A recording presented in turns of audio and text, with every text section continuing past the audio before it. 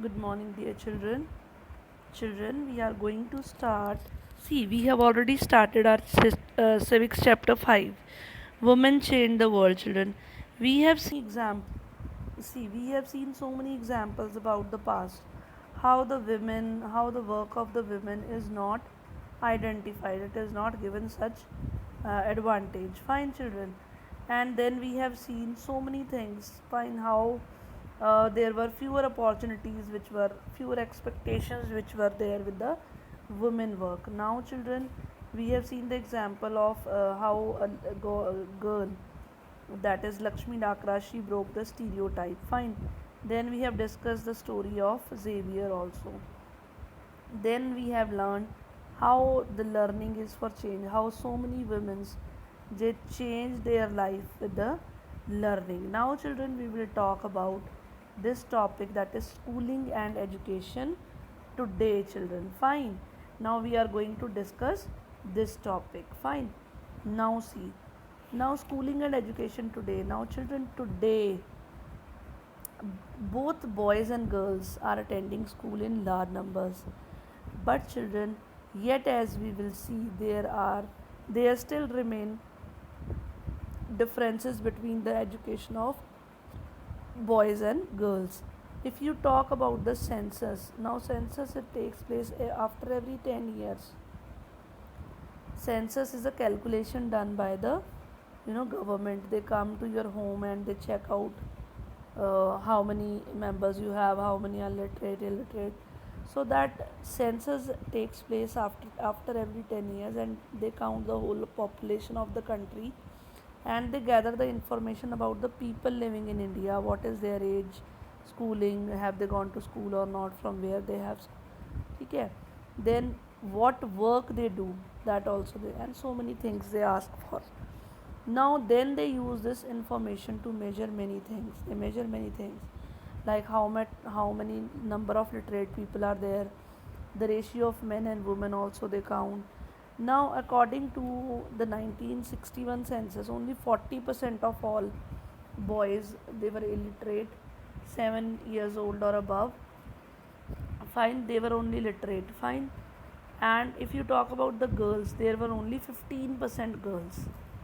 Fine. Now, if you talk about the census in 2011, so children, it has grown up to now 40% boys has doubled. 82% of boys and men, they were literate, and the ladies, if you talk about that, also increased.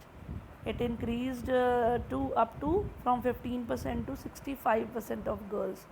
But still, if you talk about still the ratio, the proportion of between men and women, that was somewhat different. Fine.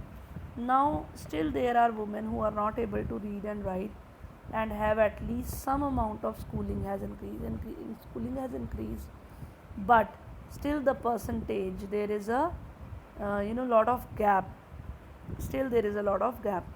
So now here is a table, children, that shows the percentage of girls and boys who leave school from different social groups. Now if you talk about, children, the general, so the it's general children only, the children belong to general caste, they are attending the school regularly. If you talk about the scheduled caste, fine, and scheduled tribe, fine, they are termed as Dalit and Adivasi.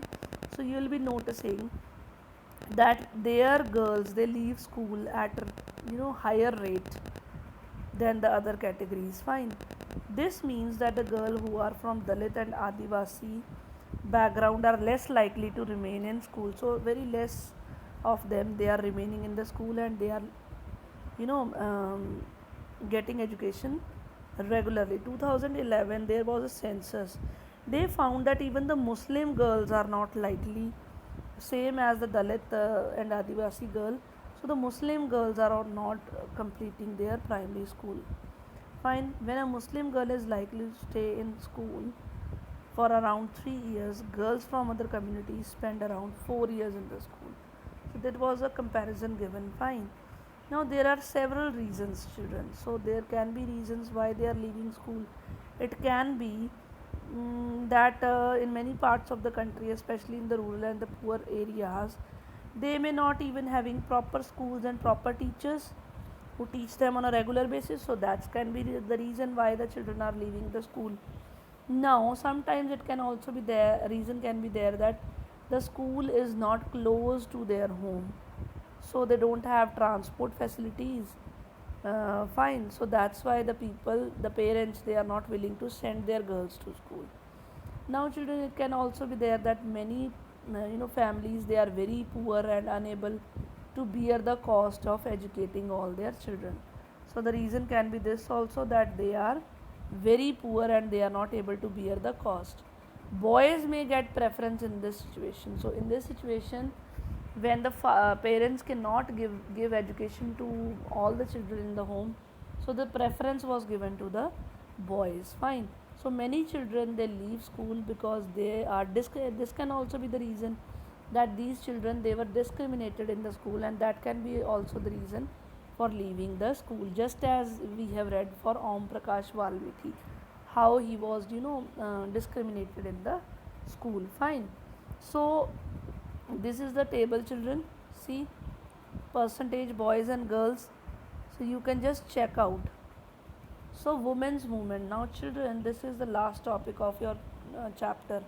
How the women, they had to start different movements for for their own interests. Fine. Women and girls, they now have the right to study and go to school. Now they have it. There are other spheres like legal reform, violence, and health.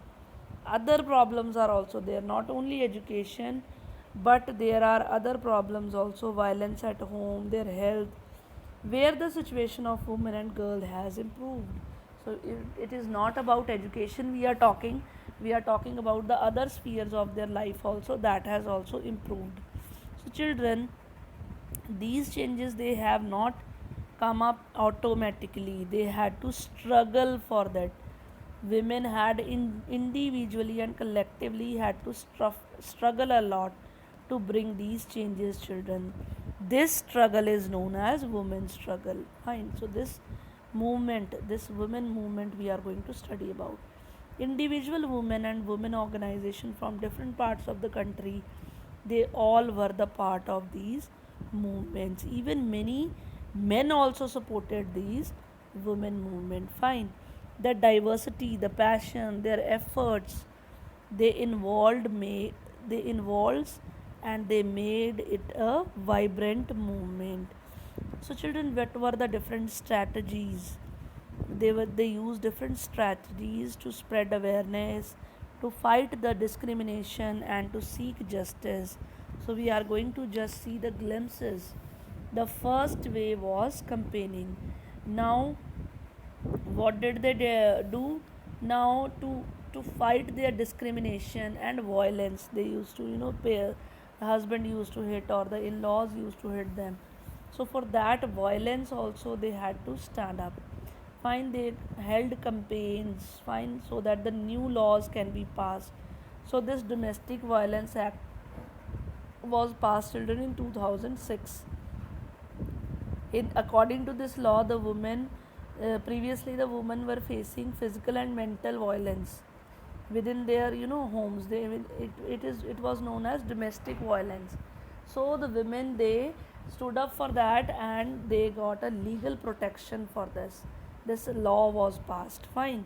Then similarly, efforts were made by the women movement, led to the Supreme Court to formulate guidelines in 1997 to protect women against sexual harassment, children. Lot of time, whenever you switch on this news, so you see so many examples of women rape. Fine. So the women are, the girls are sexually abused for this. So for that also, women movement, they started campaigning, and uh, they asked the Supreme Court to formulate some guidelines for this. The women, they are sexually harassed at their workplaces and even sometimes in their educational institutions also. Fine. Now in 1980s, now the example they are giving, the women groups across this country, they spoke against the dowry deaths. Now previously, children, so many ladies, they were burnt alive just because of dowry. Fine. So in some cases, the young brides, they were murdered by their in-laws or husbands just for the greed of dowry, to bring more and more dowry. So women group, they spoke for this and against the failure of the to bring these cases to justice. So just to get justice for this, the women movement stood up, and they did so by coming on the street. They started coming on the street, they approached the courts, they shared a lot of information regarding this. Eventually, children, it became a public issue in the newspapers, also in the society, also.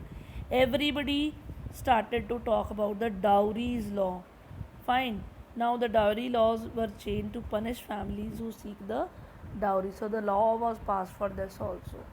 So this is how they pass certain laws. So now the next is children raising awareness. Now, very important part of women movement work is to raise public awareness. So they want the public to know the reason, the problem. Fine. Women right issues, or whatever women right issues are there, they wanted the public to know about it. Their message has been spread through street plays, songs, and public meetings. So what were the sources? They used to do street plays, they used to sing songs for this, public meetings were held. Now the next is the protesting. Fine. How this helped out? The women movement, they raised their voice when violations against women take place. For example, the law and policy against their interest. Public rallies and demonstrations are also very powerful way of drawing attention to injustice. Whenever some injustice is done to them, they used to protest it publicly. They used to do public rallies, they used to do demonstrations, and to just draw the attention towards the injustice done to them. Then the last is children showing solidarity. Fine. Now they used to stand up, they used to stand together with other women as well. Whenever someone is facing any problem, they used to show solidarity, means they used to show that we are there with you. So this was all about the topic, children. Thank you and have a nice day.